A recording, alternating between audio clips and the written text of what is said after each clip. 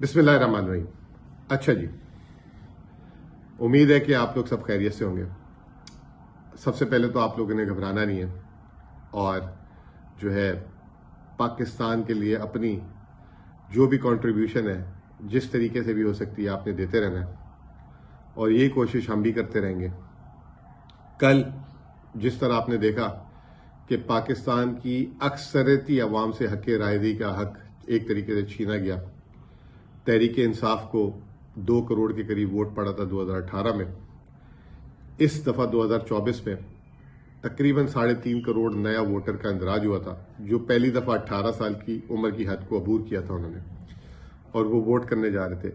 उसके भी अक्सरियती लोग जो है, बच्चे जो है हमारे, उन्होंने तहरीक इंसाफ को वोट करना था।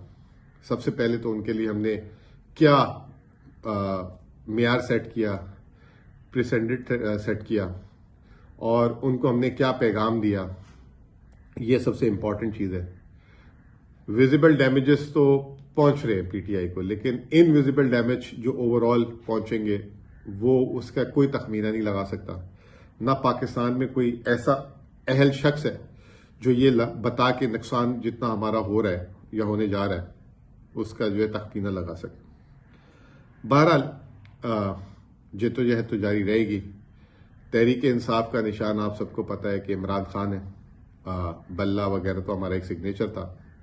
तहरीक इंसाफ आने वाले दिनों में जो है पोर्टल्स जारी करेगी, अपने नुमाइंदों को बताएगी, उनके आपको निशान बताएगी। अब बात यह है कि तहरीक इंसाफ के नुमाइंदे तो आप तक पहुंचेंगे, लेकिन अब आपने खुद पहुंचना है और आपने लोगों को एजुकेट करना है सीना बसीना ये तमाम चीज़ें। और इस 2008 के इलेक्शन को आपने रेफरेंडम के तौर पे लेना है। अब आपकी ताकत ही तहरीक इंसाफ और आपको जो है ऊपर ला सकती है। बहरहाल फिर भी मायूसी कुफर है और इंशाअल्लाह ताला चीज़ें बेहतर होंगी। आते हैं अपनी एक और बात। आपको पहले भी पता होगा कि 241 से मैं भी खड़ा हो रहा था और पार्टी ने टिकट जो है आखिर में खुर्रम शेर जमान साहब जो हमारे कराची के प्रेसिडेंट हैं उनको दिया था। तो इलेक्शन कानून के हिसाब से या तो अगर आपको टिकट नहीं मिलता तो आप इंडिपेंडेंटली खड़े होते हैं, या आपको 12 तारीख को विड्रॉ करना था। तो 12 तारीख को मैंने, क्योंकि पार्टी की यूनिटी और सब कुछ था, तो मैंने विड्रॉ कर लिया था और इत्तेफाक से 13 तारीख को ये तमाम ड्रामा हुआ। तो 2024 के इलेक्शन के अमल का मैं हिस्सा नहीं हूँ, उम्मीदवार नहीं हूँ। बाकी तो इंशाअल्लाह ताला रहूंगा सामने। अब हम आ जाते हैं अपने यूजुअल इकॉनमी पे जो हम बात करते हैं उस पर आ जाते हैं। तो इतवार का दिन था, मैंने सोचा थोड़ा सा रिसर्च कर लें और करीब करीब जो है इस साल बड़े सगीर में हर जगह इलेक्शन है। पाकिस्तान में भी अभी 3 हफ्तों बाद हो जाने, बांग्लादेश में अभी भी हुए हैं, फिर इंडिया में भी इलेक्शन आने। तो ये बड़ा इम्पोर्टेंट साल है बड़े सगीर के लिए। तो अभी क्योंकि बांग्लादेश माजी में पाकिस्तान का हिस्सा था, ईस्ट पाकिस्तान था, मशरक़ पाकिस्तान जिसे कहा जाता है, बहुत सारी उसकी मिसालें दी जाती थी कि जी बांग्लादेश तरक्की कर गया, बांग्लादेश बहुत ऊपर चला गया, बांग्लादेश में ये, बांग्लादेश में वो। बेसिकली बांग्लादेश में भी जो है एक फॉल्स इंफॉर्मेशन थी। बांग्लादेश को जो प्रेजेंट किया जा रहा था वो बांग्लादेश नहीं था, अंदर से खोखला था। और वो अब जब वो इंसान खोखला हो रहा होता है अंदर से, तो उसके ऊपर सेहत से नुमाया नहीं हो रहा था, लेकिन वो एकदम ही उसकी जब सेहत पे आता है, जब वो खोखलापन बहुत बढ़ जाता है तो एकदम उसकी सेहत पे आता है। तो बांग्लादेश के साथ भी कुछ ऐसा हुआ। बांग्लादेश में कहने को तो एक जमहूरी हुकूमत है हसीना वाजिद की, और अब वो चौथी दफ़ा इलेक्ट हुए हैं। चौथी दफ़ा, याद रखिएगा। और किसी को यहाँ चौथी दफ़ा लाने की कोशिश हो रही है। तो ये 4 का फिगर बड़ा इम्पोर्टेंट है। और बांग्लादेश में इंतखाबात जो है कहा जा रहा है कि गैर मुनसिफाना थे और जो है आलमी इदारों ने भी उसको रद्द कर दिया गया। तो हुकूमत लेना या हुकूमत में बैठना बड़ी बात नहीं होती। अपने लोहे को मनवाना, अपनी क्रेडिबिलिटी को मनवाना, दुनिया आपके साथ किस तरह से आपको ट्रीट करेगी, अगर आप अच्छे तरीके से अवामी मैंडेट से आएंगे तो दुनिया आपको उसी तरह वैल्यू करेगी। और अगर आप हुकूमत में हो लेकिन आप जबरन आए हो तो फिर दुनिया भी आपको किसी खाते में नहीं लाती। تو یہ بات ہم نے دیکھی بھی ہے کہ عالمی جتنے فورمز ہوتے ہیں بنگلہ دیش کے جو ہیڈ آف اسٹیٹ کو کہاں پہ کھڑا کیا جاتا تھا. عمران خان تھے, آپ دیکھتے تھے کہ ان کی لائن میں پوزیشن کہاں ہوتی تھی. پھر عمران خان کے جانے کے بعد بھی آپ نے شہباز شریف صاحب اور ابھی ہمارے کیئر ٹیکر کو بھی دیکھا کہ وہ عالمی جو کانفرنسز میں جا رہے ہیں تو وہ کس طریقے سے مطلب ان کو کہاں پہ جو تصویروں میں وغیرہ میں کھڑا کیا جاتا ہے. بنگلہ دیش کی معیشت کو جب میں ابھی دیکھ رہا تھا, پڑھ رہا تھا تھوڑا, تو مجھے یقین جانے ایسا لگ رہا تھا کہ میں بنگلہ دیش نہیں پاکستان کی کہانی پڑھ رہا ہوں. اور بنگلہ دیش کا کرائسس بھی, معاشی کرائسس بھی پچھلے 2 سال سے ہی ہے. ایگزیکٹلی جب پاکستان کا کرائسس جہاں سے شروع ہوا, سیم ماڈل جس نے بھی امپلیمنٹ کیا ہے وہ دونوں ملکوں میں کیا, اور سیم معاشی کرائسس. ایسے لگ رہا تھا کہ جیسے میں پاکستان کی کہانی پڑھ رہا ہوں. بنگلہ دیش جیسے ایک سب سے پہلی بات یہ کہ ایک سوشل کانٹریکٹ ہوتا ہے عوام کا اور ریاست کا, وہ ہوتا ہے الیکشن کے تھرو.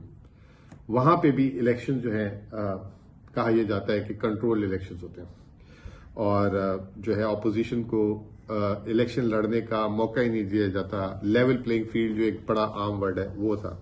بنگلہ دیش کے کرائسس کہتے ہیں ٹوئن کرائسس کی ابتدا رشیا یوکرین وار سے ہوئی, اور اس کے علاوہ جو ہے پینڈیمک چل ہی رہا تھا, آپ کو پتا ہے, پھر کموڈیٹی سپر سائیکل.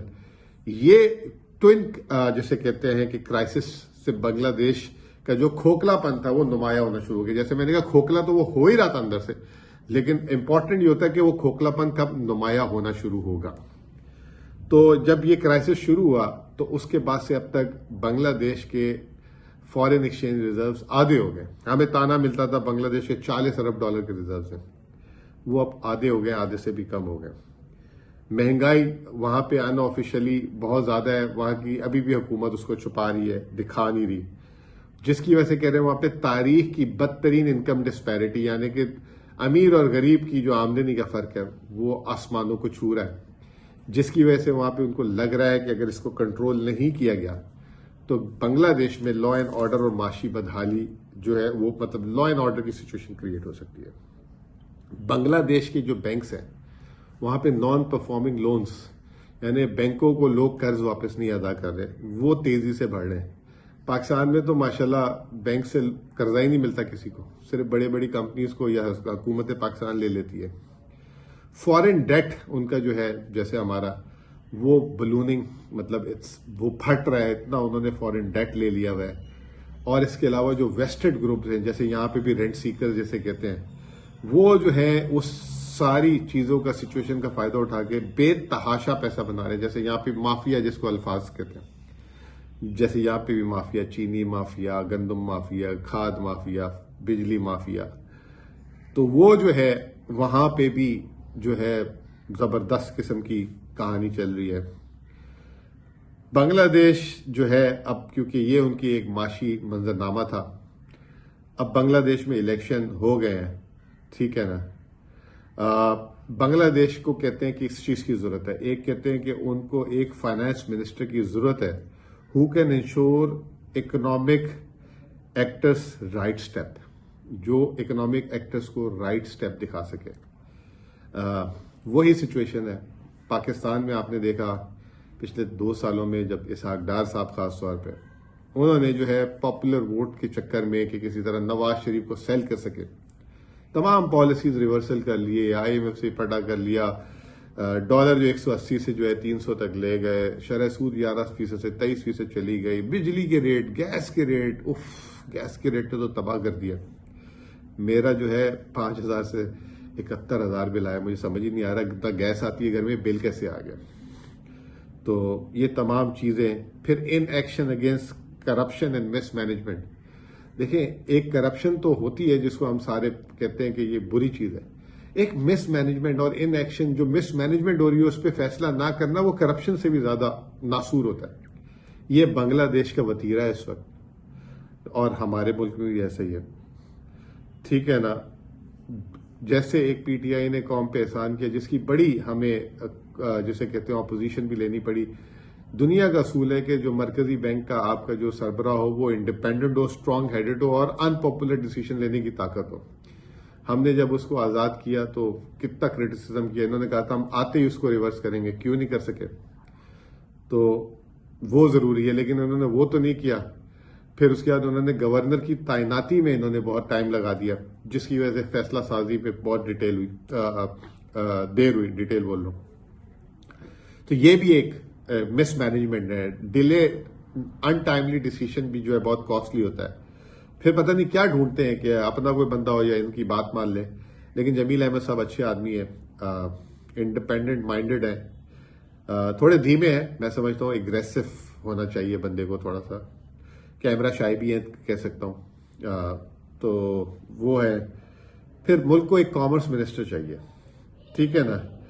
وہ کامرس منسٹر بڑا اچھا لکھا تھا، میں نے ایک جگہ سے کاپی کیا ہے، کہ وہ یہ نہ ہو کہ وہ اپنی ہیلپ لیسنس کے لیے ایکسپریسو بہت اچھا ہو. جیسے پاکستان میں ہمیشہ آپ نے دیکھا ہے کہ جو بھی آتا ہے منسٹر، وہ اپنی ہیلپ لیسنس کو بڑا اچھا اجاگر کرتا ہے. میرے تو ہاتھ کٹے ہوئے، میرے تو پیر کٹے ہوئے، میرا تو یوں نہیں کرنے دیتے. ڈار صاحب بھی کوئی یہ طاقت نے آ کے یوں کر دیا، وہ طاقت نے آ کے یوں کر دیا.